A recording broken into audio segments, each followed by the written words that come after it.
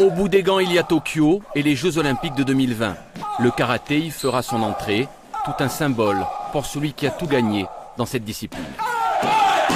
Christophe Pina, 49 ans, sort de sa retraite. Il veut remonter sur les tatamis et se qualifier pour les Olympiades. Ce Corse d'origine a un palmarès inégalé. 4 fois champion du monde, 6 fois champion d'Europe. Sa fluidité, ses techniques de jambes époustouflantes dépoussièrent un karaté statique et ennuyeux. Dès ses débuts, comme ici face au japonais Takenouchi, il renvoie les vieux champions au vestiaire et impose un style qui va inspirer toute une génération. 25 ans plus tard, dans un hôtel huppé de Porto Vecchio, le champion entame une longue préparation physique. Il a face à lui de jeunes karatékas du club de Biguglia. Tous ont grandi en regardant les vidéos de Christophe Pina, à l'image de Guillaume Levent, 23 ans, champion de Côte d'Azur. Quand il faisait les mondes, les Europes, etc. Donc c'est vrai que c'est un plaisir, c'est surtout de travailler et de faire en sorte qu'il puisse revenir, parce que bon, il faut quand même en avoir pour à 48 ans revenir. Je ne sais pas si moi je pourrais le faire, mais c'est bien, c'est très très bien. 3 août 2016 à Rio, le comité international olympique annonce que le karaté ira à Tokyo en 2020. Pour les 110 millions de pratiquants dans le monde, c'est une consécration. L'art martial devient sport olympique. Christophe Pina, qui a raccroché les gants depuis 17 ans, s'apprêtait à vivre l'événement devant son poste de télévision. Mais très vite...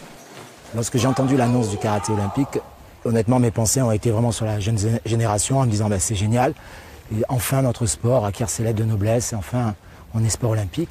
Et puis au bout de quelques jours, je me suis dit il y a quelque chose qui me dérange, c'est peut-être de ne pas tenter, de ne pas voir si j'avais encore quelque chose de possible. On ne sait jamais à l'intérieur de moi et j'ai pris la réponse vraiment 3 mois après en me disant ok, je crois que je suis prêt physiquement mais mentalement à le faire.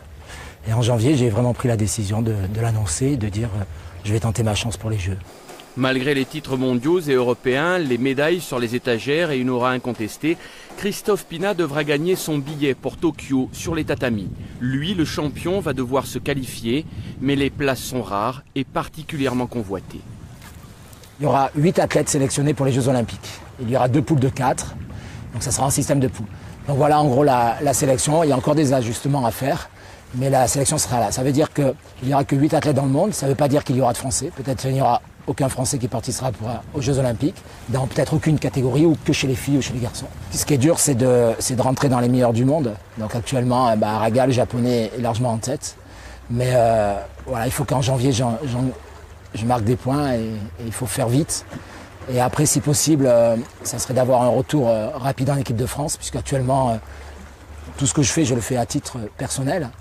Je ne suis pas dans l'équipe de France, il faut que je regagne ma place, il faudra que je gagne les championnats de France la saison prochaine. Et donc tout pareil, championnats départementaux, championnats de ligue, région, interrégion, France, pour pouvoir faire les championnats d'Europe et les championnats du monde.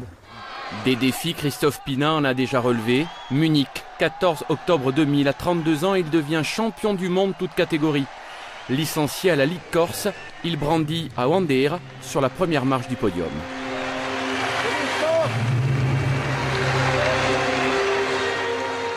Voilà, ça c'est le podium de mes derniers championnats du monde, quand j'ai gagné le championnat du monde toute catégorie.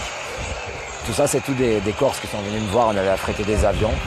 Et voilà, comme tu peux voir, j'ai le drapeau corse en fait. Mais c'est absolument interdit par le règlement, puisque lorsqu'on fait un championnat du monde, on représente un pays et non pas une région. Donc bon, ça m'avait valu pas mal de critiques et de remarques, puisque les gens ils n'avaient pas compris. Moi pour autant, je tenais vraiment à le faire, c'était mon dernier championnat du monde. Et j'avais envie d'être attaché à mes racines. Le chemin pour Tokyo est encore long. En 2020, Christophe Pina aura 52 ans. S'il se qualifiait, il deviendrait alors l'athlète le plus âgé à participer à des Jeux Olympiques.